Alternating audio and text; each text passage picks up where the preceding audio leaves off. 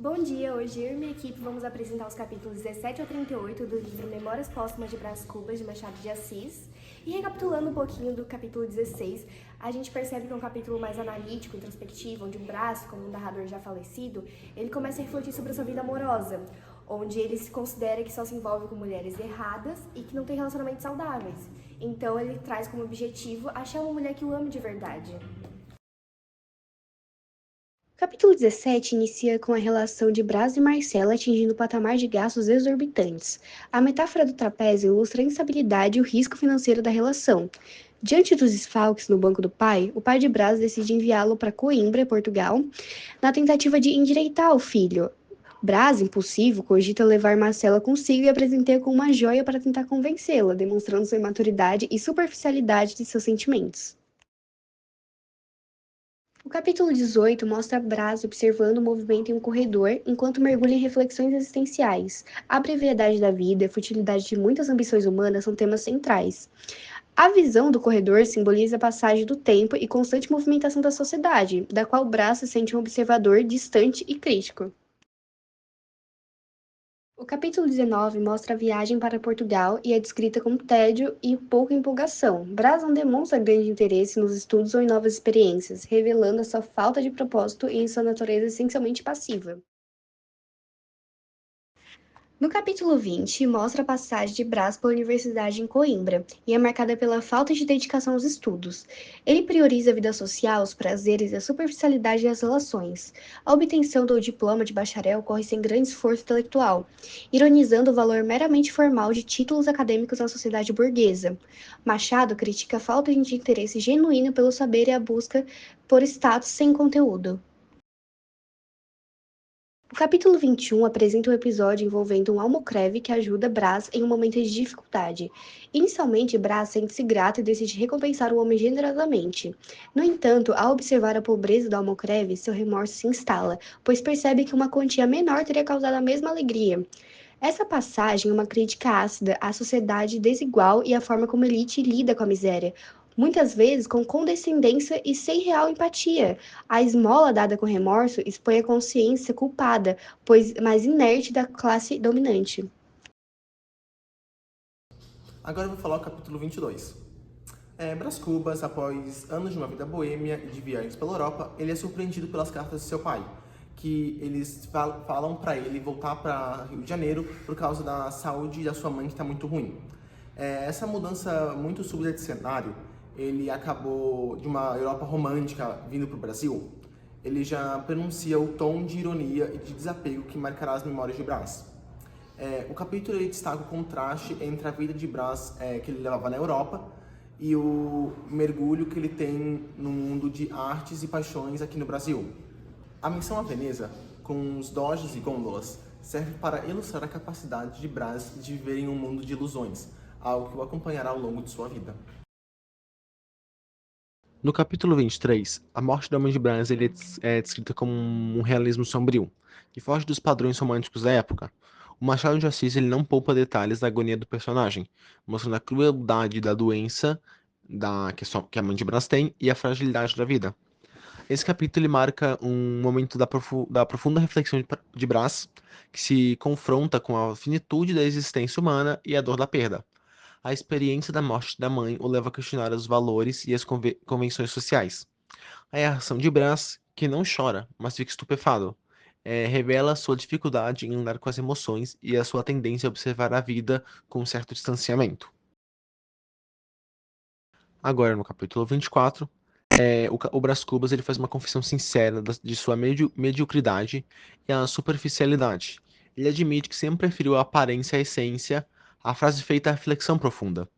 A figura do cabeleireiro de Modena, com sua filosofia rasa e a sua habilidade em agradar, serve como uma metáfora para a própria postura de Brás diante da vida. A morte, paradoxalmente, ele liberta o Brás da necessidade de manter as aparências.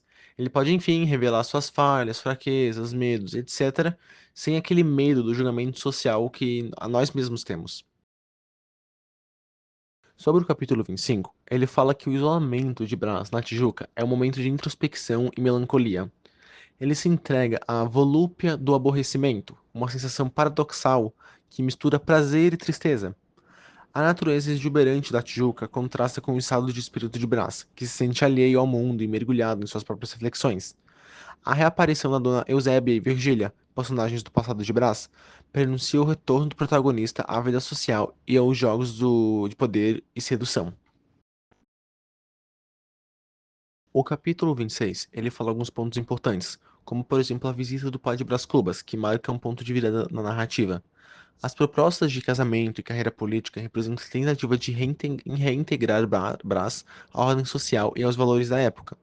A hesitação de Brás diante das propostas do pai revela o seu conflito interno entre o desejo de uma vida socialmente reconhecida, ou seja, a vida social da maioria das pessoas de hoje em dia, de ter um grupo de amigos, sair, trabalhar, ele tem um conflito interno entre o desejo dessa vida e a atração pela liberdade e pela independência. Ou seja, ter amigo quantos amigos quiser, pode ser pouco, pode ser muito, fazer o que quiser, ter essa realmente independência que às vezes uma vida social mais comum pode nos tirar. A menção do nome da Virgília, que coincide com o nome do poeta Virgílio, já indica a importância que essa personagem vai ter na vida de Brás. No capítulo 27, já começa falando sobre a Virgília, dando uma breve descrição dela, dizendo que ela é uma jovem bonita, atrevida, voluntariosa, e isso já prenuncia o papel de destaque que ela vai ter na vida de Brás Cubas e também no livro em si. A reflexão de Brás sobre a memória e a capacidade de reinterpretar o passado é um dos temas centrais do romance. O Machado de Assis questiona a objetividade da narrativa e a própria noção de verdade. A comparação da vida a uma série de edições que se corrigem mutuamente reforça a ideia de que a identidade é fluida e mutável. Ou seja, ele comparou a vida às edições, por exemplo, como pode ser uma série, um- uma história em quadrinhos, que acontece muito de acontecer um erro, o- os produtores falam, tal personagem não pode fazer tal coisa, mas deixam passar e ele acaba fazendo essa coisa. Então, numa próxima edição, eles normalmente tentam arrumar esse erro, dando uma justificativa, ou dizendo que aquilo não é exatamente o que aconteceu. E isso reforça a ideia que a identidade é realmente fluida e mutável. Tu pode ter feito uma coisa antigamente que tu não faria hoje em dia. Ou seja, tu meio que se corrigiu. No capítulo 28 de Memórias Póstumas de Brás Cubas, intitulado Contanto que, o pai de Brás apresenta uma proposta para o futuro do filho dele, um casamento com a filha de um político influente, o conselheiro Dutra.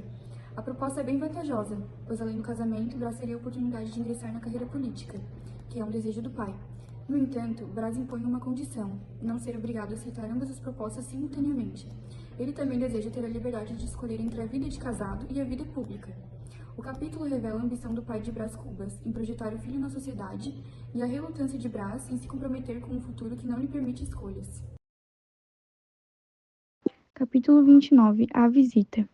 Brás visita a casa do conselheiro Dutra, pai de Virgília, para conhecê-la formalmente. O pai de Virgília o recebe bem, interessado na influência social da família Cubas. Capítulo 30. A Flor da Moita. Descreve o primeiro encontro significativo entre Brás e Virgília. Brás se encanta pela beleza e vivacidade de Virgília, e há uma forte atração mútua, descrita de forma irônica e já pronunciando o futuro caso extraconjugal.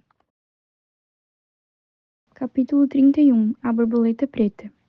Brás reflete sobre a natureza efêmera e inconstante dos sentimentos e das relações, comparando o amor a uma borboleta preta que voa sem destino certo. Ele já demonstra uma visão cínica sobre o amor.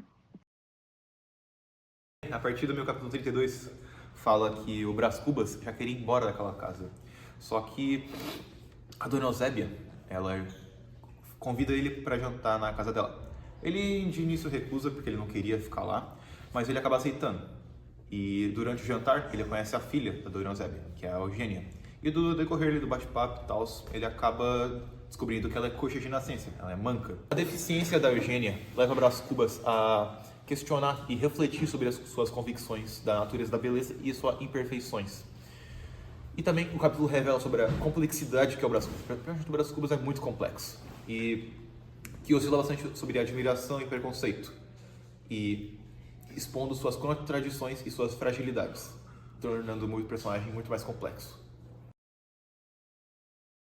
Bem, falando mais sobre o capítulo 33, Bem-aventurados os que não descem, o Brás Cubas traz uma filosofia sobre a dificuldade de manter a pureza e a inocência ao longo da vida, usando a metáfora de descer para as impurezas e os vícios do mundo adulto. Ele se inclui nesse grupo dos que descem, porque ele está preparando o terreno para as futuras ações e escolhas. Falando agora sobre o capítulo 34, Um Esqueleto, o Brás descreve a evolução do seu relacionamento com a Virgília, que inicialmente era marcado por uma intensa paixão. O relacionamento começa a mostrar sinais de superficialidade, até o certo tédio. Até a metáfora do esqueleto sugere que por baixo da beleza e do encanto inicial há uma estrutura frágil e talvez vazia. Capítulo 35, O Senador, apresenta o marido da Virgília, o conselheiro Lobo Neves, que ascende à posição de senador. O Cubas descreve com bastante ironia, destacando sua ambição e forma de como ele utiliza os artifícios para alcançar seus objetivos políticos e sociais. A ascensão do Lobo solidifica a posição social de Virgília e torna o relacionamento extraconjugal com Brás ainda mais complicado e secreto. O capítulo 36, A Ópera. O Brás e a Virgília começam a frequentar, olha só, uma ópera, que é um ambiente de alta sociedade onde podem se encontrar discretamente. Esse capítulo vai mostrar bastante a dinâmica do relacionamento em público, só que com a necessidade de disfarçar os seus sentimentos e manter as aparências. A ópera serve muito mais como pano de fundo para os encontros furtivos. Falando sobre o capítulo 37, Uma Ideia Luminosa. O Brás tem um DTE maravilhoso para se enriquecer. O que ele pensou? Ele quer fazer um emplasto para curar a melancolia. Ele se entusiasma bastante com essa perspectiva de fama e fortuna, e demonstrando bastante seu egocentrismo e sua busca por reconhecimento. A ideia do emplasto, embora muito absurda, é uma crítica à busca incessante por soluções fáceis e milagrosas para problemas da vida. Bem, para finalizar o emplasto Brás Cubas, o Brás está se dedicando ao desenvolvimento e à promoção do seu emplasto. Ele fica imaginando o sucesso e a gratidão das pessoas, revelando sua vaidade e sua ilusão de grandeza. Esse capítulo também satiriza as ambições vazias e os projetos grandiosos que muitas vezes terminam em fracasso.